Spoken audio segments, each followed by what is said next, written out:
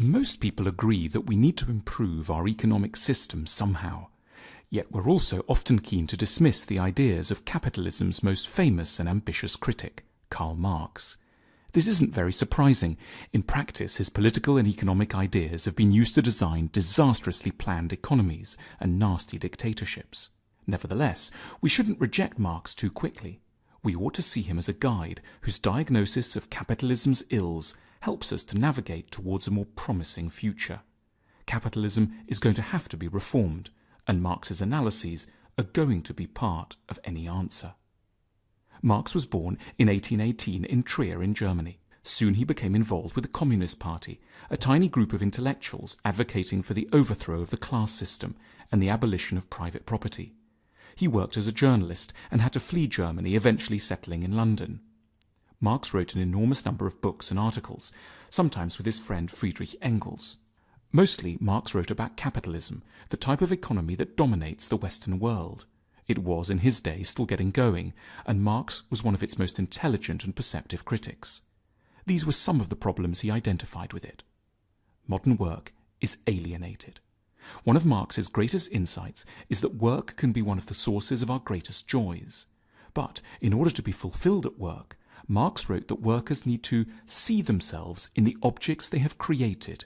Think of the person who built this chair. It's straightforward, strong, honest, and elegant. It's an example of how, at its best, labour offers us a chance to externalise what's good inside us. But this is increasingly rare in the modern world. Part of the problem is that modern work is incredibly specialised. Specialised jobs make the modern economy highly efficient, but they also mean that it's seldom possible for any one worker to derive a sense of the genuine contribution they might be making to the real needs of humanity.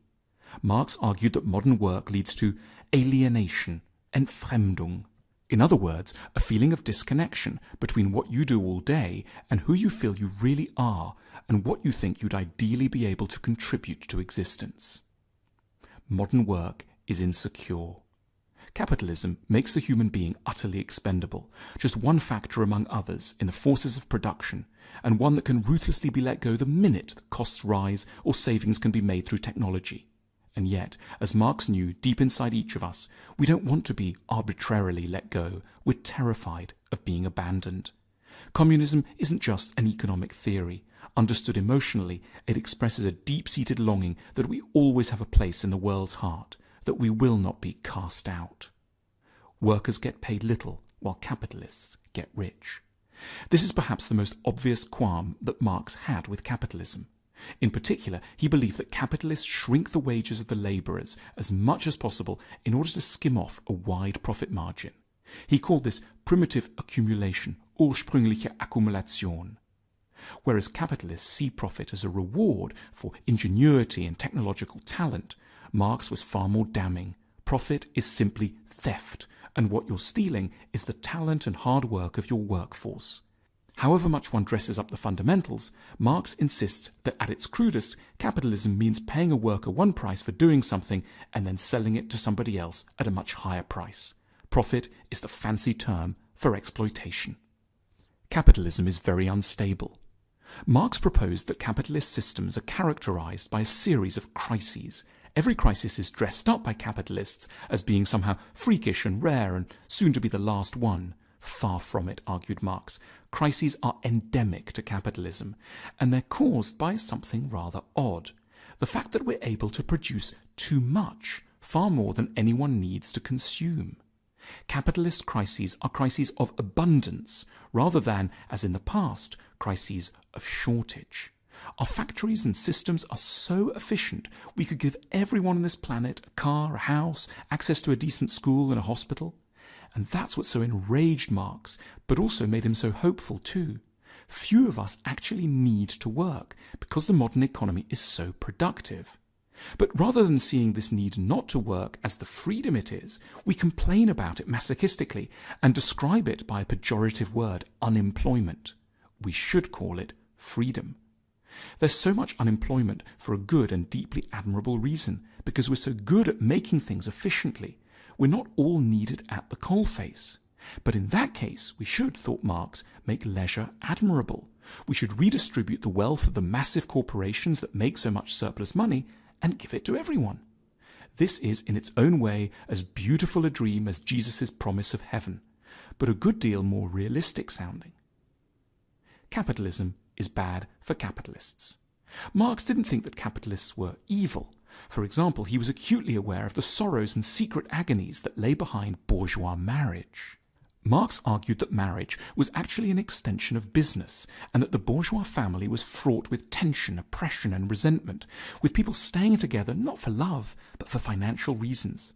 Marx believed that the capitalist system forces everyone to put economic interests at the heart of their lives, so that they can no longer know deep, honest relationships. He called this psychological tendency commodity fetishism, Warenfetischismus, because it makes us value things that have no objective value. He wanted people to be freed from financial constraint so that they could, at last, start to make sensible, healthy choices in their relationships. The 20th century feminist answer to the oppression of women has been to argue that women should simply be able to go out to work. But Marx's answer was more subtle. This feminist insistence merely perpetuates human slavery. The point isn't that women should imitate the sufferings of their male colleagues. It's that men and women should have the permanent option to enjoy leisure.